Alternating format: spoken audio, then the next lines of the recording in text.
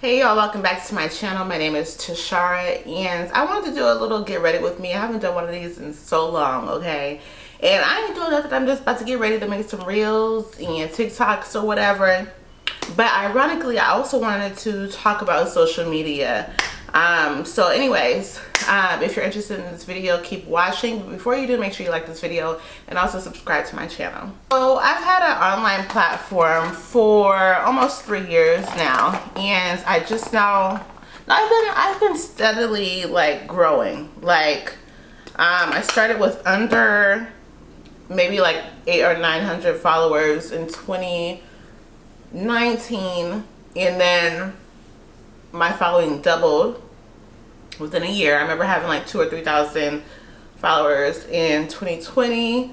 I was very stagnant in 2021, so I didn't experience much growth. And then this year in June, my following like tripled. So I went from like almost 5,000 followers to 15,000 followers on Instagram. So as of today, I have 15,000 followers on Instagram. I have about 6,000 on TikTok, about 1,000 on Pinterest, 2,500 on YouTube. So I have a collective community of about 25,000 people, which is small, which sounds crazy for me to call it small, but at the end of the day, I am a small, like, micro creator. I've been steadily growing over the last almost 3 years, and as of recently, I went viral on Instagram and I learned a few things. So the first thing I've thought of since going viral is virality, or going viral, cannot be taught.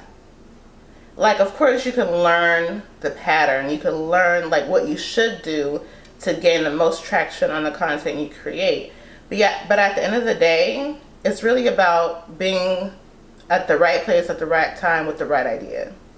So the post that went viral is me using a popular sound from TikTok that was trending on Instagram and making a post related to my niche, which is fashion lifestyle. And it gained a lot of traction because it's relatable. I was talking about how, like, you know, re-wearing clothes on social media. Like, if you see me in the same outfit on social media several times, mind your business. Like, you can act like you're a Rockefeller if you want to. But me, I'm not going to do that. And that got, as of today, 4 million views. Or 4 million plays on Instagram.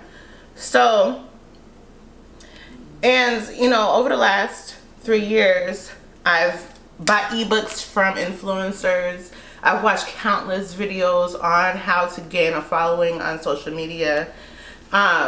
But then I stopped caring about like how many followers I have. Influencing is based on external validation. So I will always care about how many followers I have, but I care less. Like I wasn't as pressed, you know, if that makes sense. So anyway, at the end of the day, I did so much research on, you know, how to create great content, how to gain a following, but it's really just about having quality content and being the right person at the right time with the right idea. Okay, that's what it is. So I also wanted to add that going viral also has a lot to do with luck. Like, it's not just about being the right person at the right time with the right idea, but also going viral is based on a lot of external factors that have nothing to do with your creativity and nothing to do with being the right person at the right time. So you can learn how to pick out the right trending sounds. You can learn how to cater these sounds and create this content specifically for your niche. You can do all that. But at the end of the day, that doesn't mean you're going to go viral. And that leads me to the next thing I learned is that if we're constantly chasing the opportunity to go viral, aren't we watering down our creativity? Aren't we as content creators in this so that we can express creativity and showcase our passions to the world and build community based on our passions? If we're constantly just chasing virality, we're watering down our purpose. You know, if you're only using trending sounds, if you're only chasing trends, creating trendy content, you're not sticking to your purpose and the reason why that you came into creating content. And if you did come into creating content with the hope of becoming popular, you're in it for the wrong reason. I feel like that will lead to a lot of burnout and feeling unfulfilled. I feel like if you come into content creation or influencing, whatever you want to call it, you have to have a purpose behind what you're doing. Your purpose could not be, I want 100,000 followers because then I'll be popular. You will be popular. But what's your why? Being popular? That ain't it. That ain't it. I washed my brushes last night and they're still kind of damp and I'm very irritated by this. Anyways, so going on to my next point, and this is not really anything that I learned from going viral or building my platform over the last 2-3 years. It's more so just a fact and also an observation. So Instagram, the CEO, I forgot his name, he recently put out like a PSA about how they're trying to make Instagram more equitable for creators of color, and they're doing research about how they can make Instagram more equitable. And it got me thinking, like, how can you make Instagram or any type of social media platform more equitable when social media and what we see and these social media algorithms are really just a symptom? They are not the structural issue. Can they do enough research to learn how to change algorithms? I don't know. I'm not a engineer. I don't create algorithms, so I don't know if you can reshape an algorithm to make it more equitable.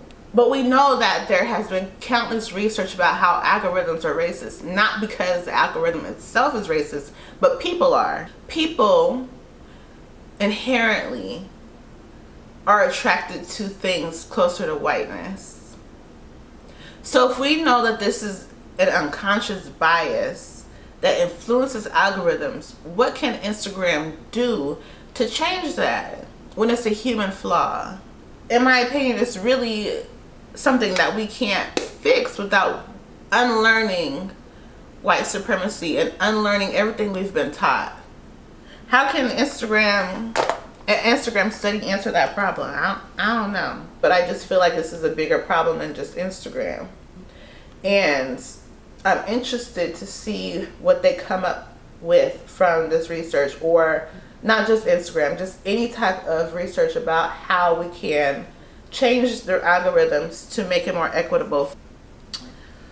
So now that I have like a collective community of about 25,000 people, which is so crazy to hear me say, I have a collective audience of 25,000 people. That is so many people. But anyway, you know, as I grow, I'm starting to notice that I miss the closeness of having a small community, specifically on Instagram. But specifically Instagram, because that's where I started, is Instagram. I started with having such a close-knit community or relationship with my audience. And the larger I get, the more I'm noticing that there's not that relationship. Like, I feel like I got a lot more engagement or DMs, you know, when I had a smaller following. And I don't know if it's because people are so used to influencers being standoffish or not being approachable or not responding, so they're like, I'm not gonna say nothing to her. I'm still a smaller influencer or content creator, and I'm interested to see how the relationship will continue to change as my platform grows. And I'm hoping that I can continue to have a closer relationship with my audience, because that's what I like. Like, I like being a resource. I like, you know, people ask me questions. People like will send me DMs of like videos or like think pieces and be like, what do you think about this? Like, that's how close I am to a lot of the people within my audience. So even though I do appreciate how my platforms are growing, and I'm excited for what's going to come for me in the future, I do understand, or I do appreciate the closeness of having a smaller community. And that's why brands started to prioritize their marketing and advertising dollars towards smaller, you know, influencers, because of the closer relationship you have with your audience. It's true, it's a fact. If you have a smaller audience, you are more likely to have a closer knit relationship with your followers. It's just what it is. And so as I grow, I'm definitely going to miss that, but I'm hoping that I can continue to cultivate a close-knit relationship with my following with boundaries. With that being said, I do want to give some tips because I've been doing this for almost 3 years now, and I've learned quite a few things, and I have some knowledge I can pass on to people who are interested in this, or who just feel like they need some advice. So I'm not gonna act like I know everything because I'm still learning, but these are some things I feel like are helpful. I think the first thing is you have to know why you want to influence or create content. You have to know why. If the reason is because you think it's easy, you are going to quit, because there's nothing easy about creating content. There's nothing easy about it. It may look fun, it looks effortless, but there's a lot of work that goes into creating even effortless content. There's a lot of money that goes into producing content. And resources and time. Time is money, you know?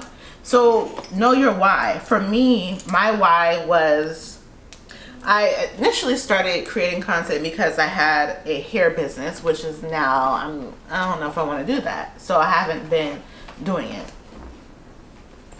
But I started building up a personal brand because I wanted to create a name for myself and have a way to market my hair through my brand. As I started building my personal brand and selling hair and having my beauty business at the same time, I noticed that I actually enjoyed building the personal brand a lot more. I did. I enjoyed the conversations I was having, the content I was creating. It was just so much more fun than creating content with the sole purpose of marketing my beauty business.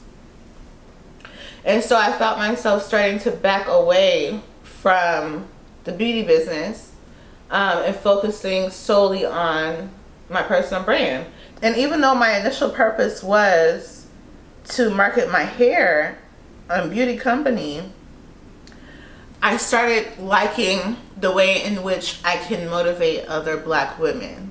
And so when I first started, it was more so like lifestyle wellness, like motivational content, like talking about what I've learned throughout life, right? Like I blogged a lot more, like written blogs. Like I wrote about losing friendships, healing from a really toxic situationship slash friendship slash relationship.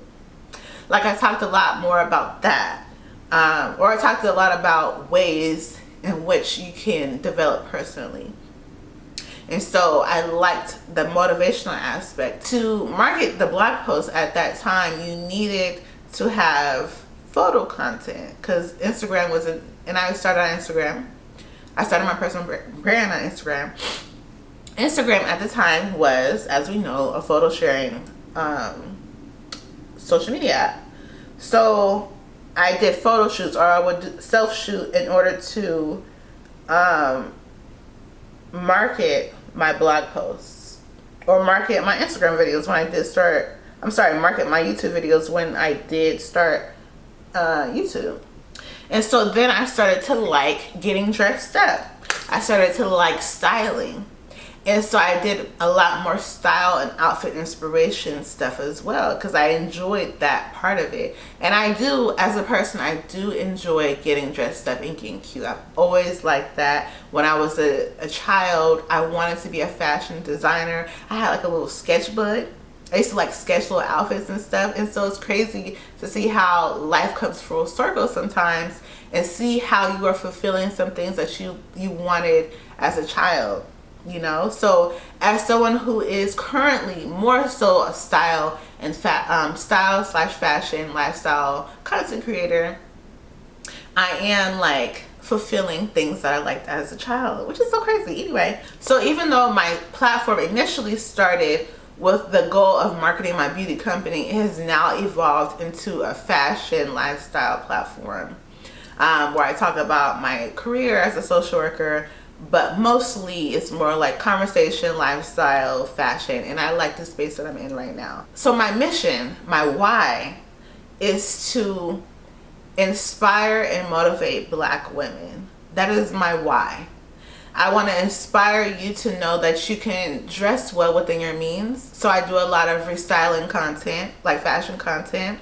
A lot of the brands that I shop or stores I shop at are affordable, or I talk about investing in, you know, really affordable or not affordable pieces, but pieces that you can restyle and use because they're quality.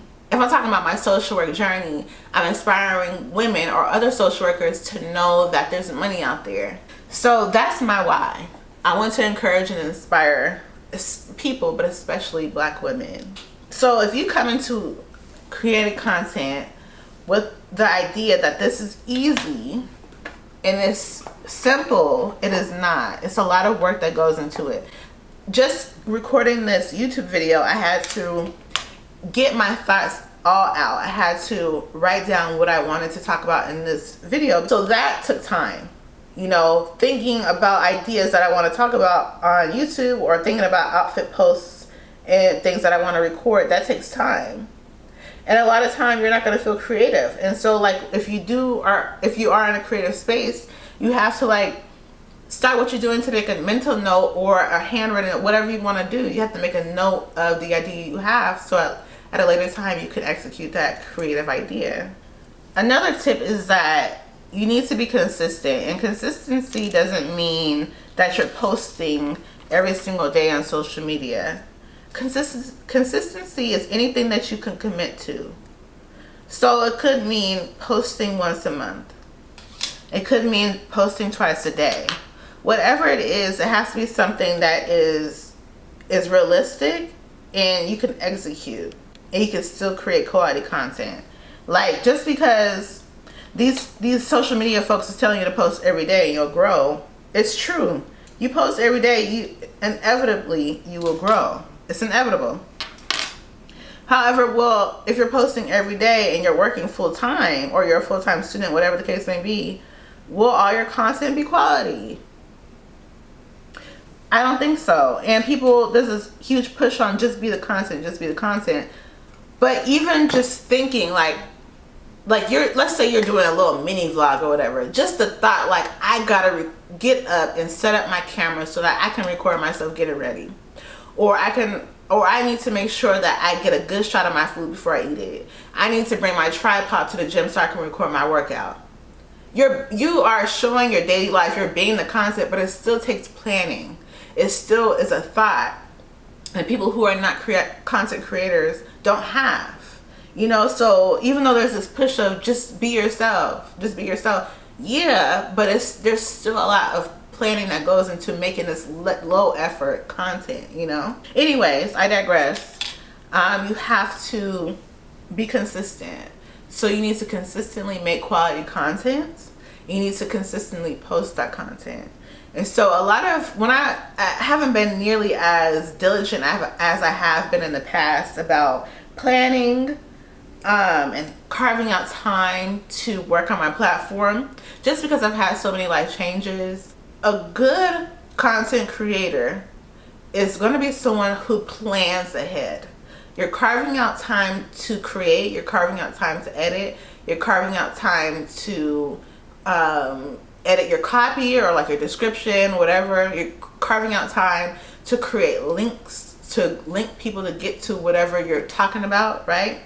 All this takes time, and a good content creator is going to consistently plan for this. So a good content creator also does a lot of research, which is something I don't like to do. Regardless, a good content creator is someone who does research and understands their analytics and how they can recreate things that are working for them. My last tip for content creators is to outsource when you can afford it. And so when photo content was big on Instagram, one thing I did was outsource photography. But now that video content is king, I'm not paying anyone. I'm not going to outsource that. However, if you can, like if you can afford to outsource a videographer, or if you can afford to create time to collaborate with another creator, that's another way that you can, you know, outsource. Is someone record for you, record for them, or whatever the case may be. Outsource when you can. If you can afford to have someone edit your YouTube videos or edit your content that you create for other platforms, do it. You know, creating content, there's a lot, and it's typically a one man or one woman show when you start. However, as you do it more and more, one way to not burn out is to ask for help if you can afford it. Sometimes I'd be looking at my stuff and I'd be like, look at the material. Face fine, okay? Face card not declining, fine as shit. Such a shame. Such a shame. I shouldn't be this fine, but I am. Thank the Lord. Anyway, my last tip for content creators is to stay true to yourself. Be authentic. The last thing I want to see is content that is constantly recycled, which is what is up and down my timeline all the time. And in a way, I also recycle content. However, I try my best to stay as true to myself as possible. And that's what I want for all aspiring or current content creators. Stay true to yourself. Of course, being trendy and latching onto trends is a way to grow your platforms. But when you're doing that, as I mentioned earlier, you're not being true to yourself in the reasons why you started this journey. You're watering down your creativity when you're only doing what's popular. But anyway, that is the end of this video. I'm about to get my things together and start recording for some reels. But anyways, you guys, thank you guys so much for watching. Make sure you subscribe to my channel if you have not already and like this video. I will see y'all next time. Bye.